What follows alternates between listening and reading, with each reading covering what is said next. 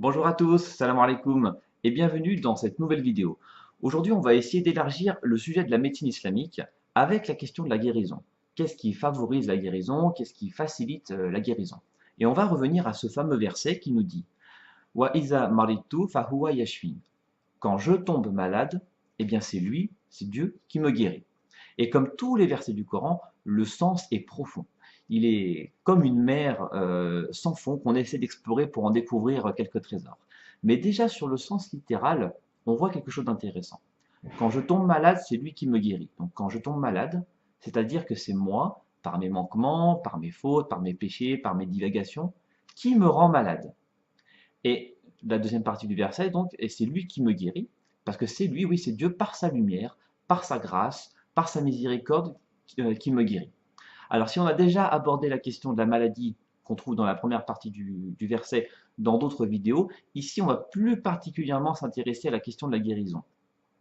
Et donc, la deuxième partie du verset qui va nous permettre de commencer petit à petit à ouvrir les portes de la spiritualité et aussi de ce qu'on pourrait appeler la psychologie divine.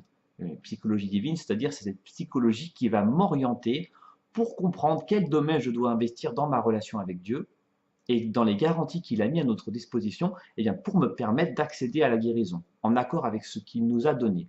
Car oui, notre relation avec Dieu est comme un diamant qui a plusieurs facettes.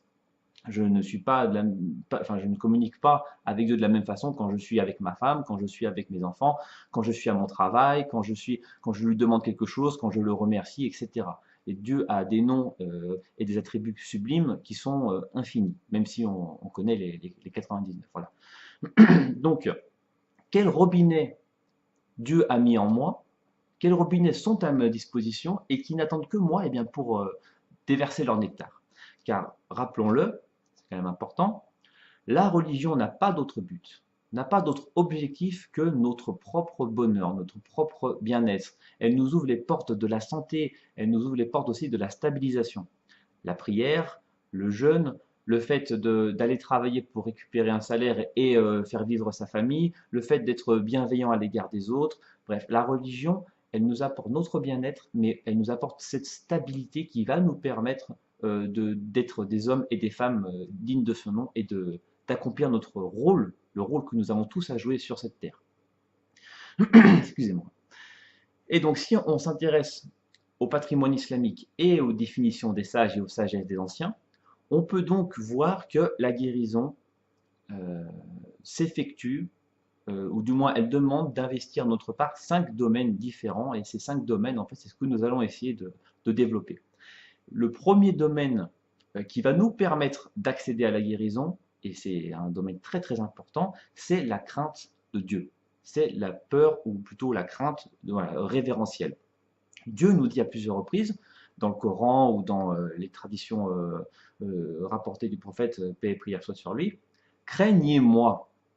Et alors, quel est le rapport entre le fait de craindre Dieu et la guérison? Eh bien, la crainte de Dieu, c'est une crainte qui va venir anéantir toutes les peurs, toutes les autres peurs. Si j'ai peur de Dieu, je ne peux pas avoir peur de tomber malade. Je ne peux pas avoir peur de mourir. Je n'ai pas peur non plus de perdre mon travail. Voilà, la peur de Dieu, c'est une peur positive. Positive, et c'est une source de lumière qui va venir disperser les ténèbres eh bien, de nos crispations, de nos craintes et de nos angoisses. Donc voilà le lien qui existe entre la peur de Dieu et la guérison. Donc celui qui n'a pas peur de la maladie et qui ne craint rien en dehors de Dieu, eh bien il va trouver cette énergie positive et lumineuse qui est au fond de lui et qui va germer et qui va l'élever.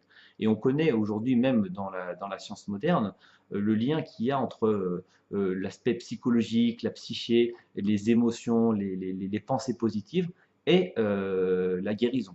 Enfin, on a vu par exemple avec l'effet placebo, on a donné un médicament à un groupe d'individus malades et on a donné un sucre en disant que c'était un médicament à un groupe d'individus malades, et finalement les deux guérissaient de la même façon. Donc c'est-à-dire qu'en fait, le fait de croire, et le mot est important, de croire que le médicament produit un effet est suffisant pour amener à la guérison. Donc qu'est-ce que ça devrait être si on parle de croire en Dieu? Voilà. Donc la crainte de Dieu, c'est vraiment les fondations qui vont permettre d'élever les murs de la guérison. Et si on regarde tout le système actuel, on voit que cette première porte, c'est-à-dire cette crainte révérentielle, et bien, tout ce système actuel essaye de le démolir, essaye de démolir cette psychologie divine et bien, qui est à l'origine de notre structure et de notre être. Pour preuve, eh bien, on joue avec notre peur. Par exemple, si tu ne prends pas tel médicament, eh bien, tu vas tomber malade. Si tu ne fais pas tel vaccin, eh bien, tu es sûr d'attraper je ne sais trop quoi. Et si tu ne fais pas ça, tu vas mourir. Imaginez quelqu'un qui vit sa vie correctement, qui a peut-être des petits soucis par-ci par-là, et à qui on annonce d'un seul coup qu'il a le cancer. La peur va complètement le tétaniser. C'est-à-dire que d'un seul coup, ça y est, en l'espace d'une minute, il est passé de vivant à cadavre presque. Voilà, parce que cette peur est tellement, comment dire, tellement utilisée, instrumentalisée, elle est tellement omniprésente en fait, ils l'ont rendue omniprésente pour que quelqu'un à qui on annonce, bah voilà, tu as un cancer, ça y est, il pense, il se voit déjà sur euh, c'est fini, voilà. Donc la peur bloque vraiment, elle bloque le processus de guérison. Et si la personne comment dire, eh ben, ne se met plus à croire en Dieu, eh bien la guérison va commencer à devenir difficile. Et le pire, c'est encore pire que ça, c'est-à-dire que si elle commence à croire en le médicament et en cette médecine-là, eh bien c'est petit à petit cette médecine qui va devenir son nouveau Dieu. Voilà. Bon, c'est une parenthèse et je vous laisserai méditer sur tout ça. Eh bien non, en islam, la maladie n'est pas là par hasard. Dieu est en train de nous montrer des choses. Ce n'est pas un dysfonctionnement, ce n'est pas quelque chose à éradiquer à tout prix de façon complètement hermétique sans rien avoir appris dans cette histoire. Non, la maladie est un tremplin qui va nous aider à devenir meilleurs, à comprendre qu'est-ce qui s'est passé pour que je tombe malade, pour que je sois malade, qu'est-ce qui s'est passé et qu'est-ce qu'il me manque, qu'est-ce qu'il me faut pour revenir à cette stabilité et qu'est-ce que je vais récupérer comme sagesse, comme lumière, comme proximité avec Dieu et quelle foi je vais récupérer dans tout ce processus de guérison. Et ça, c'est très très très important. Je connais personnellement des gens qui par la maladie, sont devenus des croyants. Même par la maladie, ont une foi qui est devenue plus solide que la pierre.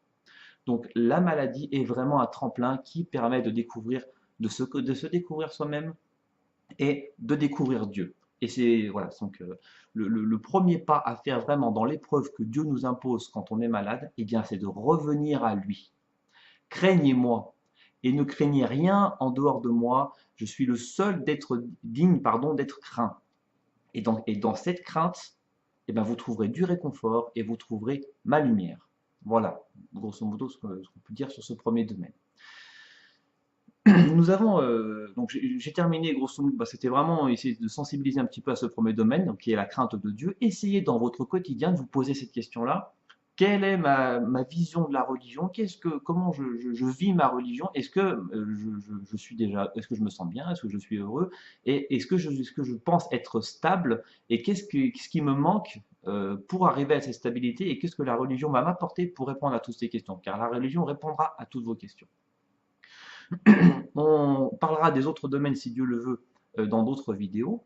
En tout cas, essayez de méditer un petit peu sur la crainte, donc sur la crainte de Dieu et sur la crainte révérentielle. Vous allez vous sentir plus léger, vous allez vous sentir mieux, vous allez vous sentir. Mais oui, Dieu ne fait rien par hasard. Dieu nous impose des épreuves. Et si vous vous en remettez à lui, vous ne craindrez plus rien en dehors de lui. Voilà. On est en train de développer avec l'équipe d'Amorizon un programme bon, qui est encore très rudimentaire au moment où je fais cette vidéo, mais qui a pour objectif comment dire, d'analyser un peu où vous en êtes vis-à-vis de ces différents domaines. Il est disponible sur le site internet. Dans l'onglet cheminée, vous avez un onglet, enfin, un petit menu méthode. En tout cas, je vous laisserai fouiller. Si vous avez des avis à nous donner par rapport à ce qu'on a préparé, ben, ça sera avec grand plaisir que nous les lirons. En tout cas, je vous dis à très bientôt pour la suite. Salam alaikum wa rahmatullah.